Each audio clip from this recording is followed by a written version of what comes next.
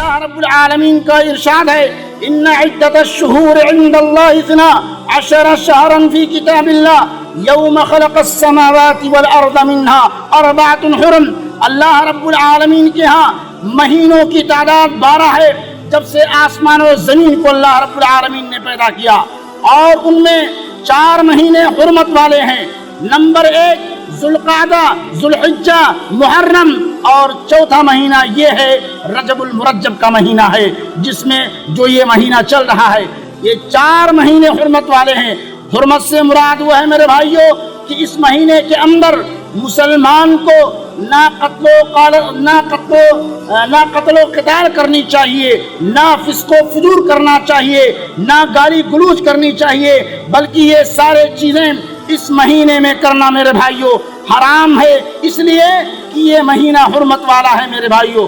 یہاں یہ بات میں وضاحت کرتے چلوں کہ اگر کوئی یہ کہہ سکتا ہے کہ بھائی یہ 4 مہینے بھی دیگر مہینوں کی طرح سے ہیں تو ان کی کیا فضیلتیں ہیں، یہ مہینے بھی تو اسی طرح سے ہیں، تو میں آپ کو بتاتے چلوں کہ جس طریقے سے مکہ مکرمہ کو دیگر شہروں سے زیادہ محترم قرار دیا گیا، جمعہ کے دن اور عرفہ کے دن کو باقی دنوں سے زیادہ محترم قرار دیا گیا، شب قدر کو باقی راتوں پر برتری دی گئی، بعض اشخاص کو رسالت عطا کر کے دوسروں پر فوقیت دی گئی، تو اگر بعض مہینے دوسرے کے مقابلے میں امتیازی حیثیت دی گئی ہے تو یہ کوئی اچنبھے کی بات نہیں ہے، بلکہ حرمت و تعظیم میں ان 4 مہینوں کی تخصیص اسی طرح سے ہے جیسے صلاۃ وسطیٰ کی تخصیص ہے. جیسا کہ اللہ رب العالمین کا فرمان ہے حافظوا علی الصلاۃ والصلاۃ الوسطیٰ، یعنی نمازوں کی حفاظت کرو. سارے نمازوں کی حفاظت کے لیے کہا گیا ہے، نمازوں کی حفاظت کرو، خاص طور سے صلاۃ وسطیٰ یعنی درمیانی نماز کی. کیا ہے؟ درمیانی نماز کی. میرے بھائیوں نماز کے سلسلے میں ابھی آپ نے شیخ محترم سے سنی ہے کہ آپ جب اس دنیا سے جائیں گے نہ آپ کے مال کے بارے میں پوچھا جائے گا، نہ آپ کے بیوی کے بارے میں پوچھا جائے گا، نہ آپ کے بچوں کے بارے میں پوچھا جائے گا، اور یہ سارے کے سارے آپ کے ساتھ نہیں جانے والے ہیں. آپ کا عمل آپ کے ساتھ جائے گا. سب سے پہلے جس چیز کے بارے میں اللہ رب العالمین سوال کرے گا اور پوچھے گا اول ما يحاسب به العبد يوم القيامة الصلاة، یعنی اللہ سبحانہ وتعالی سب سے پہلے نماز کے بارے میں پوچھے گا. لہذا اے میرے مسلمان بھائیوں ہماری زندگی کے اندر یہ چیز ہونی چاہیے کہ ہم سب سے پہلے فجر کی نماز کا اہتمام کریں. اگر فجر کی نماز کا اہتمام آپ کے اس لاہ عمل کے اندر، آپ کی زندگی کے اندر آ گیا تو انشاءاللہ میں کہتا ہوں دیگر 4 نمازیں جو ہیں ظہر، عصر، مغرب، عشاء، وہ بھی انشاءاللہ آپ کنٹینیو ادا کرنا شروع کر دیں گے.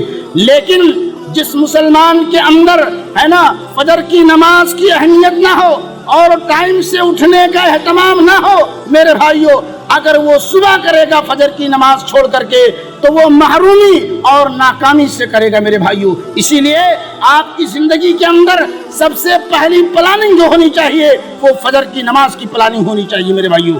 دیگر نمازوں کی تو بات دیگر نمازیں آپ کی جو ہے مکمل ہو جائیں گی، یعنی آپ ادا کر سکتے ہیں، لیکن کب؟ جب آپ فجر کی نماز کا اہتمام کریں گے اس وقت. فجر کی نماز کی جو ہے تیاری آپ کی زندگی میں سب سے پہلے ہونی چاہیے. تو میں یہ کہہ رہا تھا یعنی حافظوا علی الصلوات والصلاۃ الوسطیٰ، یعنی نمازوں کی حفاظت کرو، خاص طور سے صلاۃ وسطیٰ کی نماز. ان مہینوں کی حرمت کے 2 مفہوم ہیں میرے بھائیوں. ایک یہ کہ یعنی یہ جو 4 مہینے ہیں ان میں حرمت کے مفہوم یہ ہے کہ ان میں قتل و قتال حرام ہے، اور دوسرا یہ کہ یہ مہینہ متبرک اور قابل احترام ہے. ان میں نیکیوں کا ثواب زیادہ، برائیوں کا گناہ زیادہ لکھا جاتا ہے. بڑی پوائنٹ کی بات ہے میرے بھائیوں. جس طریقے سے اس حرمت والے مہینے کے اندر آپ کی نیکیاں زیادہ لکھی جاتی ہیں، اسی طریقے سے اس حرمت والے مہینے میں آپ کے گناہ بھی زیادہ لکھے جائیں گے.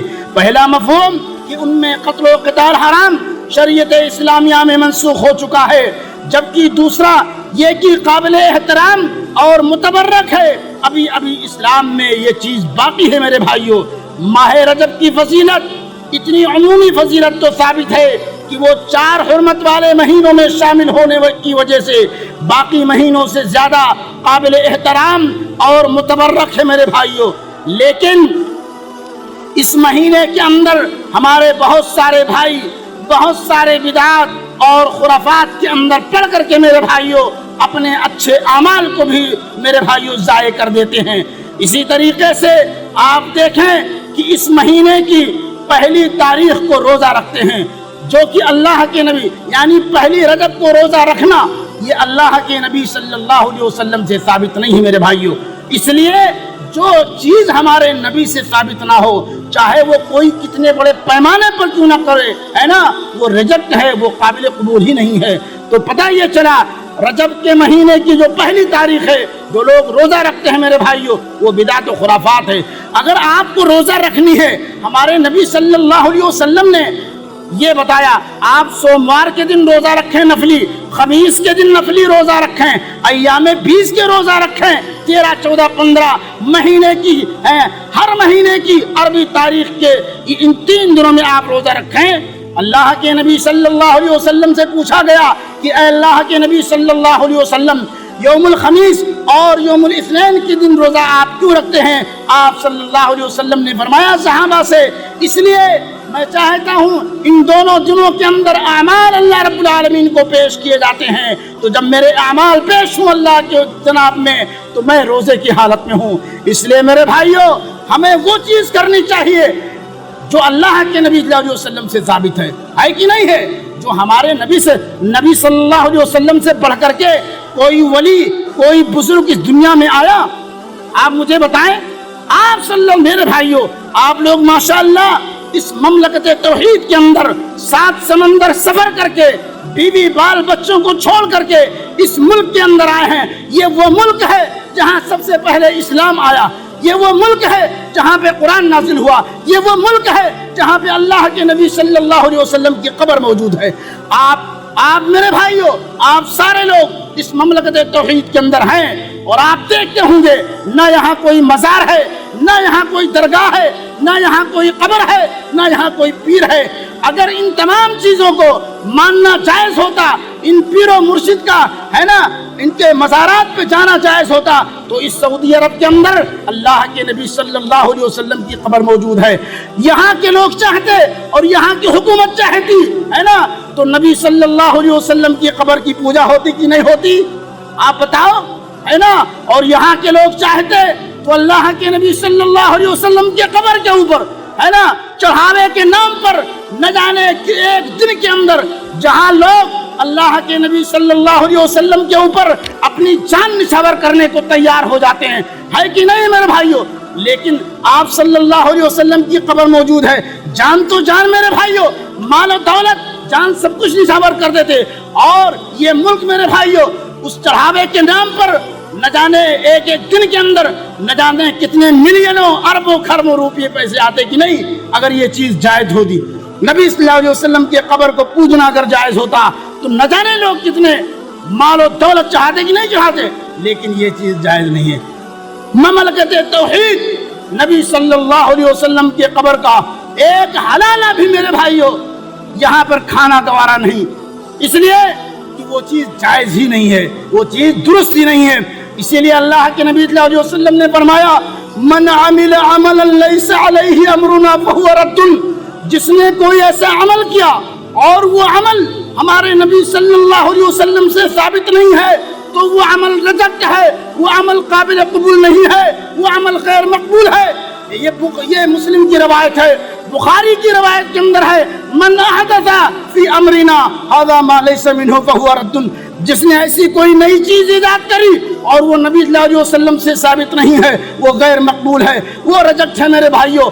اور سنیے وَكُلَّ مُحْدَثَةٍ بِدْعَةٍ وَكُلَّ بِدْعَةٍ ضَلَالَةٍ وَكُلَّ ضَلَالَةٍ فِي النَّارِ، دین کے اندر نئی چیز کا ایجاد کرنا بدعت ہے، ہر بدعت گمراہی ہے، ہر گمراہی جہنم میں لے جانے والی ہے میرے بھائیوں۔ اسی لیے اپنے اچھے اعمال کو ان بدعت و خرافات کے اندر پڑھ کر کے میرے بھائیوں ہمیں اور آپ کو ضائع نہیں کرنا چاہیے۔ آپ دیکھیں اس رجب کے مہینے کی 12 تاریخ کو میرے بھائیوں ہے نا رجب کے کوڑے بھرے جاتے ہیں۔ آئیے میں اس کی تھوڑی سی وضاحت کروں۔ ماہ رجب کی بدعات میں کوڑے بھرنے کی رسم بھی شامل ہے، جس کے لیے 22 رجب کا دن خاص کیا گیا۔ اس کے پس منظر میں مختلف واقعات بیان کیے جاتے ہیں، جن میں سے ایک جعفر صادق اور لکڑہارن کا واقعہ بیان کیا جاتا ہے۔ اس میں ہے کہ جعفر صادق نے لکڑہارن سے کہا تھا کہ جو 22 رجب کے روز میرے نام کے کوڑے بھر کر تقسیم کرے گا اس کی حاجت ضرور پوری ہوگی، ورنہ روز قیامت میرا گریبان پکڑ لینا۔ چنانچہ لکڑہارن نے کوڑے بھرے تو اس کی حاجت پوری ہو گئی۔ میرے بھائیوں یہ من گھڑت ہے، اس کی سند کی کوئی ثبوت ہی نہیں ہے، یہ من گھڑت بات ہے۔ اگر یہ بات صحیح ہوتی تو اللہ کے نبی صلی اللہ علیہ وسلم کے زمانے میں ہے نا آپ صلی اللہ علیہ وسلم اپنی امت کو بتلاتے کہ نہیں بتلاتے؟ صحابہ کرام اپنی زندگی میں اس چیز کو لاتے کہ نہیں لاتے؟ صحابہ کرام میرے بھائیوں کئیوں مدتیں گزر جانے کے بعد یہ چیز عمل میں آئی، اور یہ چیز شیعوں سے آیا ہے میرے بھائیوں۔ اس لیے 22 رجب کو کوڑے بھرنا یہ حرام ہے میرے بھائیوں، حرام کے یہ بدعت ہے، یہ گڑھی ہوئی بات ہے میرے بھائیوں۔ اسی لیے جو چیز گڑھی ہوئی ہے من گھڑت ہے، اور جو کوئی گڑھ کر کے ایسی باتیں ہے نا گڑھ کر کے اپنی طرف سے پیش کرتا ہے، امت کو بہکاتا ہے، بہلاتا ہے اور اس غلط چیز پہ عمل کرواتا ہے میرے بھائیوں، تو ایسا کرنے والا ہے نا اللہ کے نبی صلی اللہ علیہ وسلم نے فرمایا جو ایسی کوئی بات ایجاد کر کے میرے امت الزام لگاتا ہے نبی صلی اللہ علیہ وسلم، وہ شخص مردود ہے میرے بھائیوں، ہے نا وہ شخص مردود ہے، مجرم ہے میرے بھائیوں۔ اس لیے پہلی بات تو یہ ثابت ہوئی کہ یہ قصہ من گھڑت ہے، کیونکہ اس کا ذکر کسی بھی مستند کتاب کے اندر، کسی بھی مستند حدیث کے اندر اس کا ذکر نہیں آیا ہے۔ اس لیے میرے بھائیوں یہ آپ کو واضح پتا چلا ہے کہ اس مہینے کے اندر اور بھی بہت ساری چیزیں ہے نا بہت ساری چیزیں اس ماہ کے سلسلے میں مشہور ہے میرے بھائیوں۔ میں آپ کو بتاتے چلوں لوگوں میں یہ میسج گردش کر رہا ہے کہ نبی صلی اللہ علیہ وسلم نے فرمایا کہ جس نے اس ماہ کو مبارکبادی دی اس پر جہنم کی آگ حرام ہو جاتی ہے۔ یہ جھوٹی بات ہے، اور نبی صلی اللہ علیہ وسلم کی طرف جھوٹی بات منسوب کرنے والا جہنم میں جائے گا میرے بھائیوں۔ اور دیکھیں رجب کی آمد سے پہلے بہت سارے لوگ رجب کا چاند دیکھنے سے پہلے، نکلنے سے پہلے یہ دعائیں پڑھتے ہیں، اللہم بارک لنا فی رجب و شعبان وبلغنا رمضان، اے اللہ ہمارے لیے رجب اور شعبان میں برکت عطا فرما اور ہمیں رمضان تک پہنچا دے۔ چاروں طرف پڑھی جاتی ہے اور پھیلائی جاتی ہے، یہ موضوع روایت ہے میرے بھائیوں، یہ موضوع نہیں ہے، ضعیف روایت ہے، ضعیف حدیث ہے میرے بھائیوں، اور یہ ضعیف حدیث سے میرے بھائیوں دلیل لینا یہ درست نہیں ہے، الجامع کے اندر ہے میرے بھائیوں، یہ موضوع نہیں بلکہ یہ ضعیف روایت ہے۔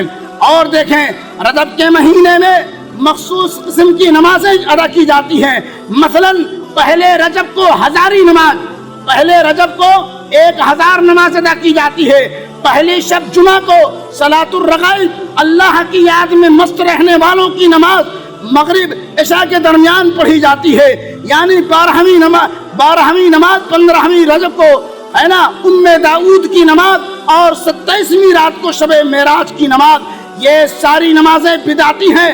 اس لیے میرے بھائیوں ہے نا یہ ساری کی ساری نمازیں بدعتی ہیں، کیونکہ ان سب کی کوئی دلیل شریعت میں وارد نہیں ہے۔ اللہ کے نبی صلی اللہ علیہ وسلم کا فرمان ہے، جس نے دین میں کوئی ایسا کام کیا جو دین میں سے نہیں وہ مردود ہے۔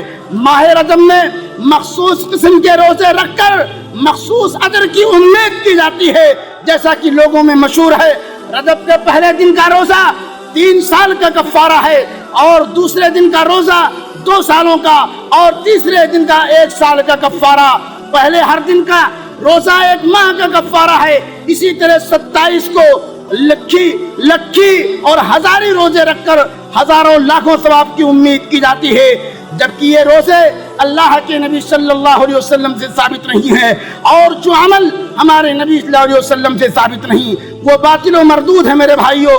اسی طریقے سے رجب کے مہینے میں کثرت سے عمرہ کرنا رجبی عمرے زیادہ ثواب کا باعث خیال کیا جاتا ہے۔ صحیح روایت سے معلوم ہوتا ہے کہ نبی صلی اللہ علیہ وسلم نے رجب میں کبھی بھی عمرہ نہیں کیا، اور جتنے عمرے کیے آپ صلی اللہ علیہ وسلم ذوالقعدہ کے مہینے میں کیے، یعنی رجب کے مہینے میں اللہ کے نبی صلی اللہ علیہ وسلم سے میرے بھائیوں عمرہ ثابت ہی نہیں ہے۔ رجب کے مہینے میں اللہ کے نبی صلی اللہ علیہ وسلم سے عمرہ ثابت نہیں ہے۔ جتنے عمرے آپ صلی اللہ علیہ وسلم سے ثابت ہیں میرے بھائیوں، وہ سارے کے سارے عمرے ذوالقعدہ کے مہینے میں ثابت ہیں۔ اسی لیے جو چیز اللہ کے نبی صلی اللہ علیہ وسلم سے ثابت نہیں میرے بھائیوں، وہ ہمارے لیے حجت نہیں ہو سکتا ہے، اور وہ ہمارے لیے دلیل نہیں ہو سکتی ہے میرے بھائیوں۔ آپ کو میں آخری بات کہہ کر کے میں اپنی بات ختم کروں، بات لمبی نہیں کرنا چاہتا۔ ایک آخری بات ہم یہ بتانے لگا ہوں کہ جب حرمت والا مہینہ ہونے کے باعث اس ماہ میں شرک و بدعات اور ہر قسم کی معصیت سے بچنا ہمارے لیے نہایت ضروری ہے۔ کس قدر المیہ ہے کہ ابتدائے آفرینت سے نیک و بد سب نے اشہر حرم کا احترام کیا، اور آج کا مسلمان کس قدر گیا گزرا ہے کہ وہ حرمت کی ساری حدیں پار کر گیا۔ اللہ نے حکم دیا کہ حرمت والے مہینوں میں اپنی جانوں پر ظلم نہ کرو، اور ظلم میں شرک و بدعت کے ساتھ ہر قسم کی معصیت شامل ہے میرے بھائیوں۔ اللہ امت مسلمہ کو دین کی سمجھ عطا فرمائے، اور شرک و بدعات سے بچا کر ایک پلیٹ فارم پر جمع کرے۔ میرے بھائیوں، اتنی ساری موٹی موٹی چیزیں اور اہم باتیں تو آپ کے سمجھ میں آ ہی گیا ہوگا کہ اللہ کے نبی صلی اللہ علیہ وسلم سے اس ماہ کے سلسلے میں نہ تو روزے ثابت ہیں، اس ماہ رجب کے اندر نہ تو اللہ کے نبی صلی اللہ علیہ وسلم نے عمرہ ادا کیا، اور جو میرے بھائیوں 22 رجب کو جو کوڑے بھرے جاتے ہیں میرے بھائیوں، وہ بھی غلط ہے، وہ بھی کہیں مستند کتاب کے اندر ثابت نہیں ہے۔